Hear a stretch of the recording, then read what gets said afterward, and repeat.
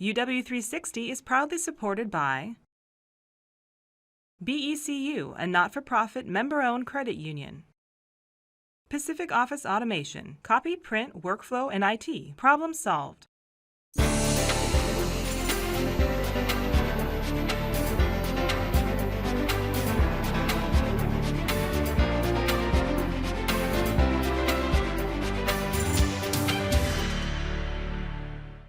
Hi everyone, I'm Carolyn Douglas. Welcome to UW360.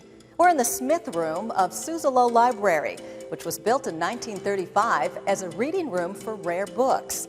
These spectacular murals are the artist's interpretation of our Northwest history. And speaking of art, in this episode we'll meet the UW alum behind Glassy Baby, the makers of those beautiful hand-blown glass candle holders. We'll see what it's like to be a student teacher in one of Seattle's high-needs schools. And we'll share some campus memories from 40 years ago. But our first story is about the UW's Integrated Design Lab, a service that connects academic research with commercial building design to promote energy efficiency. Hundreds of buildings constructed throughout the Northwest have a hidden advantage. Their designs have been tested and perfected by a University of Washington lab where commercial architecture and engineering meet the science of energy efficiency. We're helping develop conservation as a primary source of energy in the future.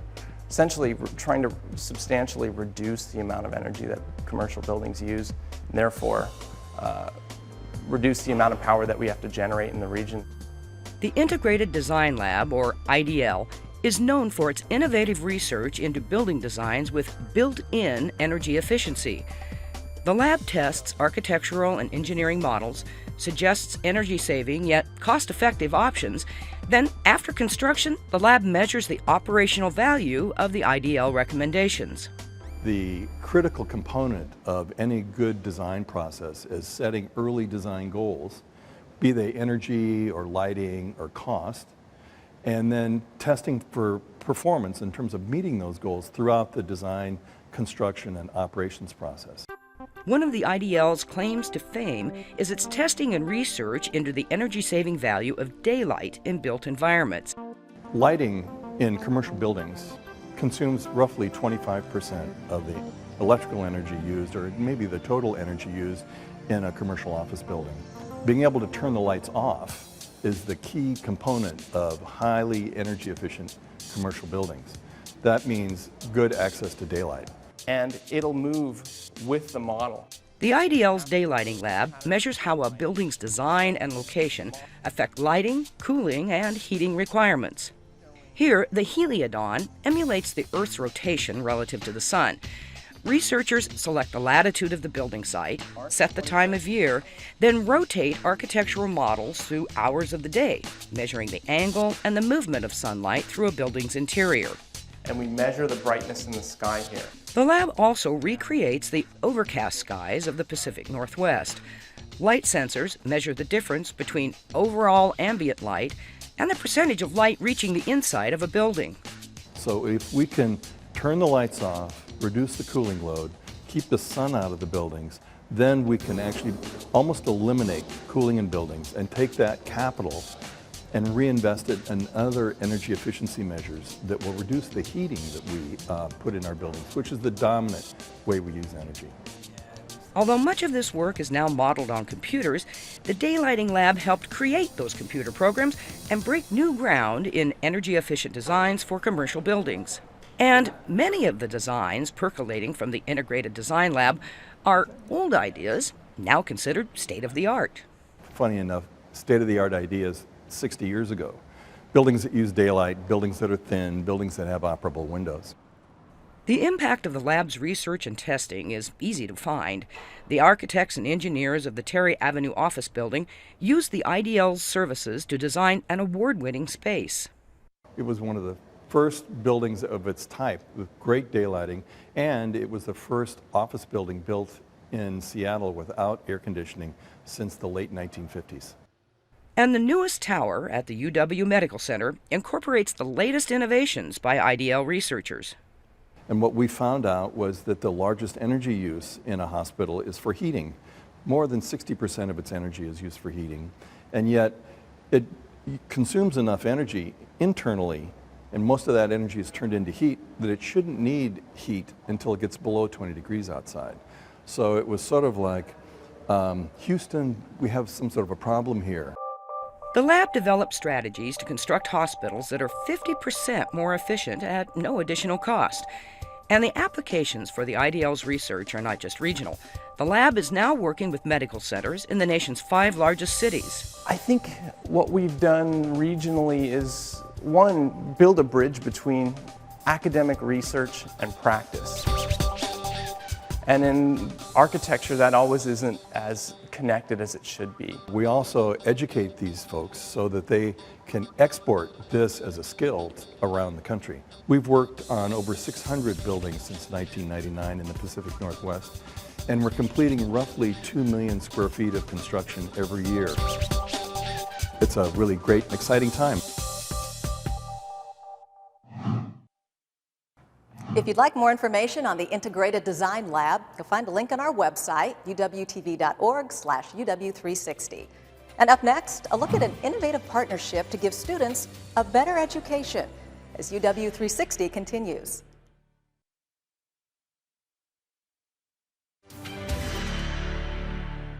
Welcome back to UW360. High-needs schools have a significant number of students who speak English as a second language and are at or near the poverty level. Now, a partnership between the University of Washington and Seattle Public Schools is focused on improving the learning opportunities available for these students.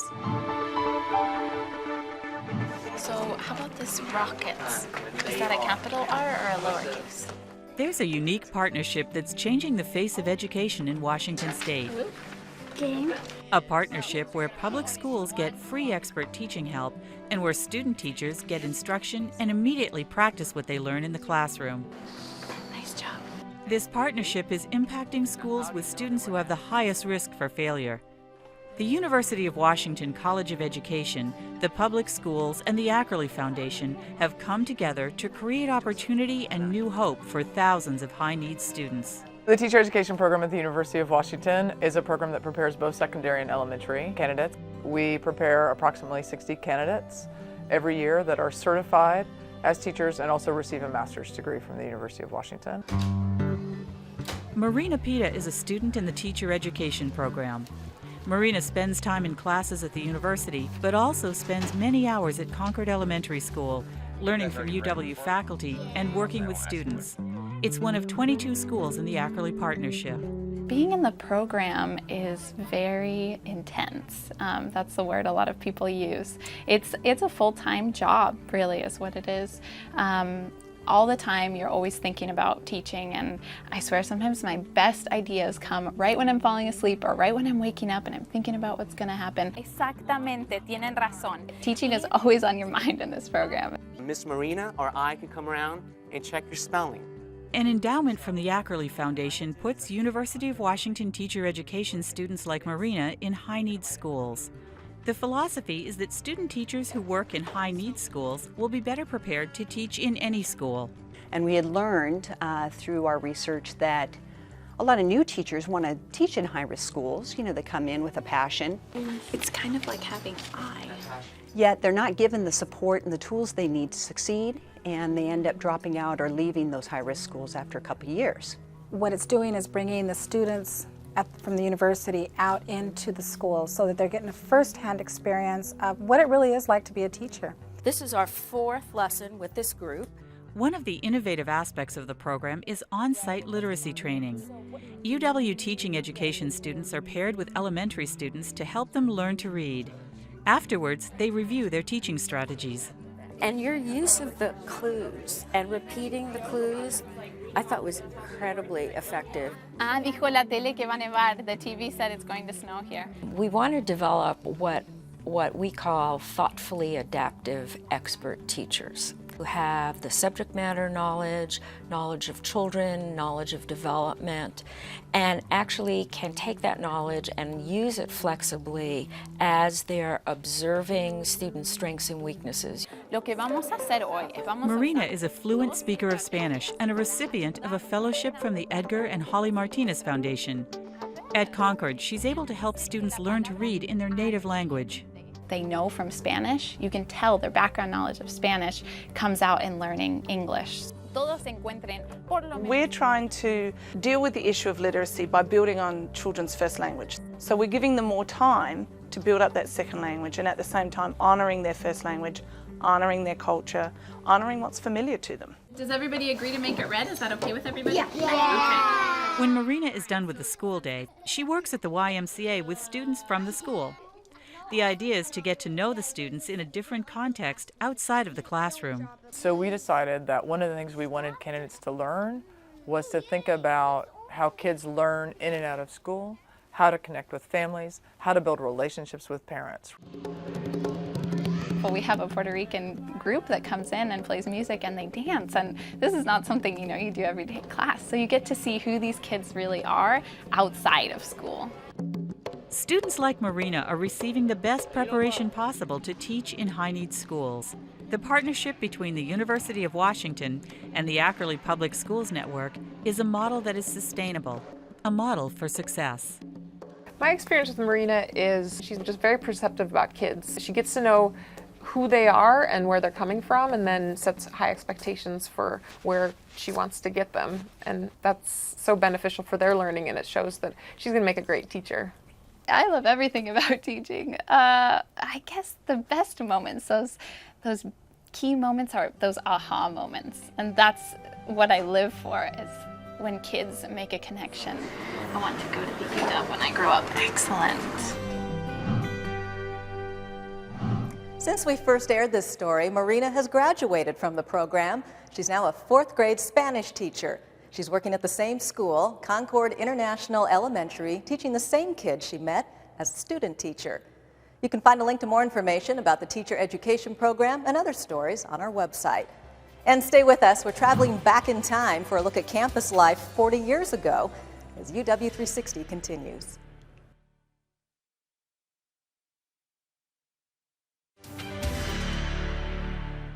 Welcome back to UW360. Time for a little history lesson. This year, the University of Washington is celebrating its 150th birthday. And on UW360, we're working with film archivists from the UW Library's special collections to bring you glimpses into campus life of the past. Take a look at this recruitment video put together 40 years ago by the athletic department. My, how times have changed.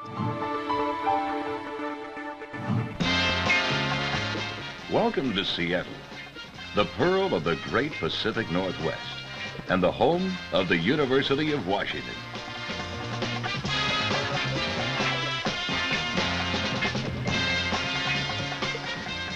This is Washington. Its campus, its heritage, its tradition,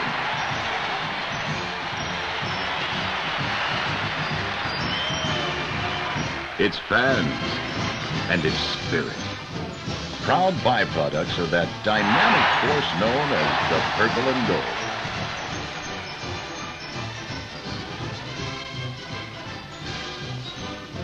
A legion of athletes in action whose exploits on the battlefields of sport have brought distinction and honor to the university.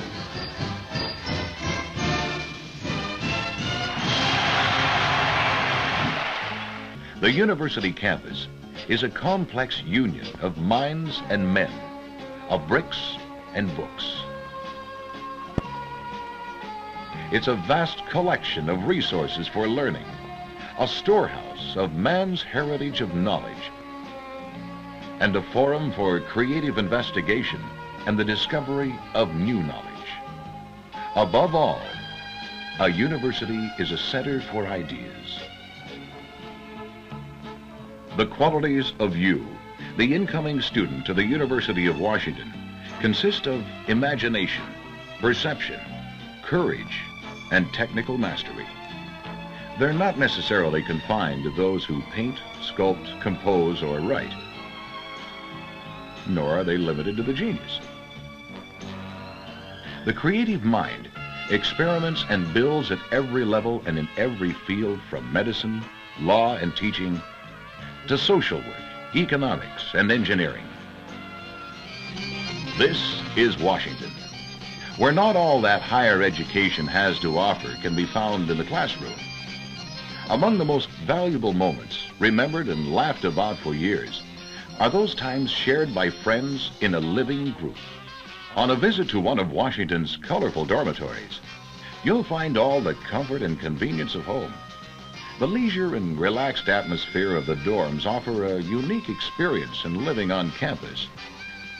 Breathtaking views from many of the rooms add a special dimension to a residential environment which you can't help but enjoy.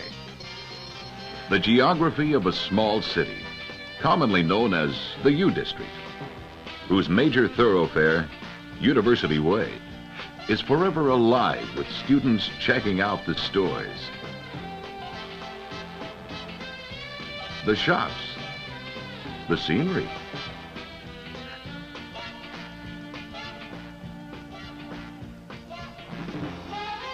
and finally, gathering at a popular drive-in for the traditional burger and shake.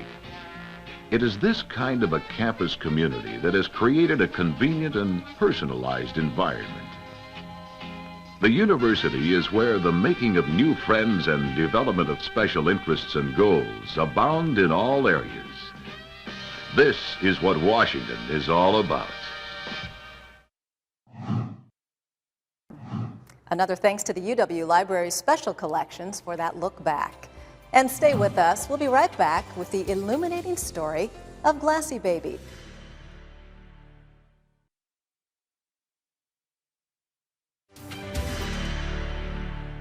Welcome back, everyone. There's a successful company in Seattle that shatters the rules of business development. It offers only one product, hand-blown glass candle holders. And its for-profit strategy supports a nonprofit mission.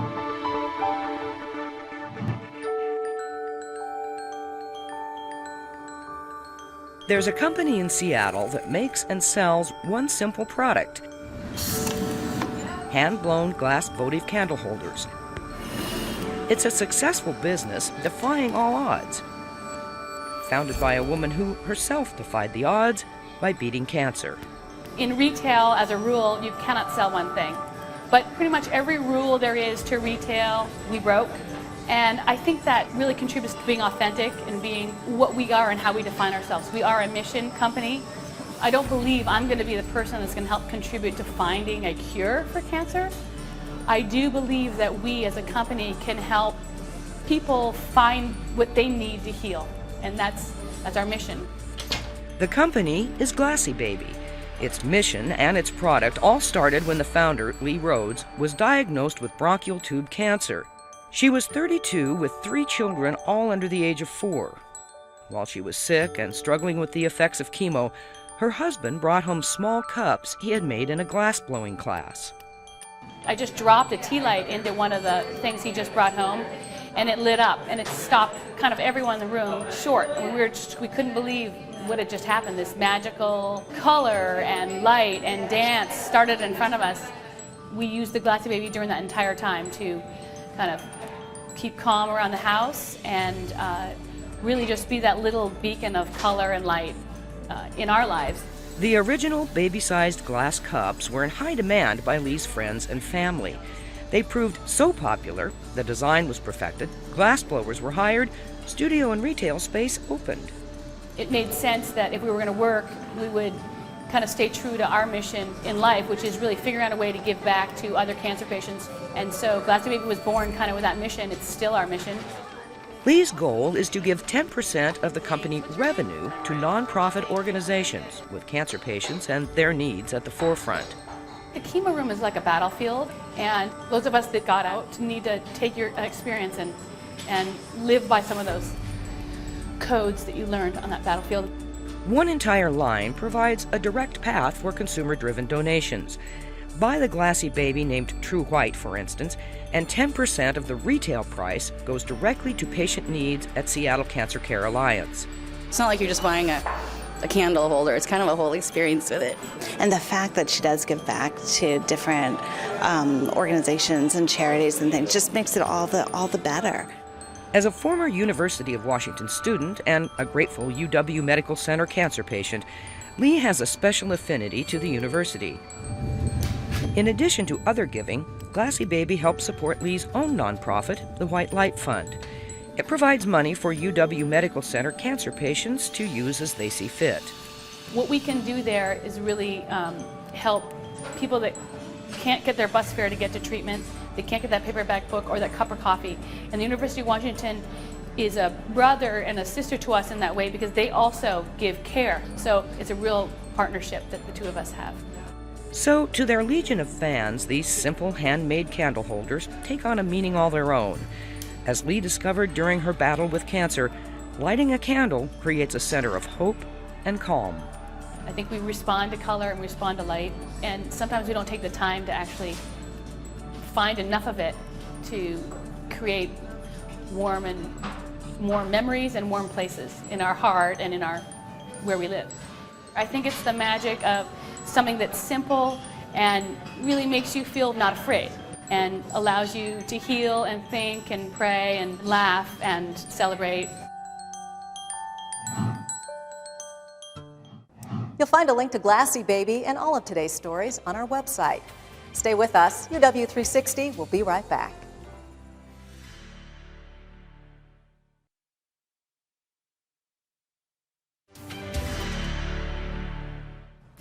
Welcome back to UW360 and the Smith Room in Suzzallo Library.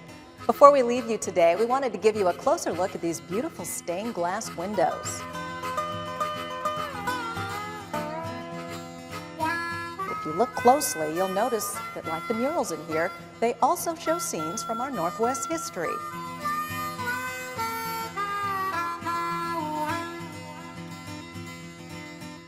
And with that, we'll wrap up this edition of UW360. You can watch this episode again on our website, uwtv.org/UW360. And I'll see you next time with all new stories from the University of Washington.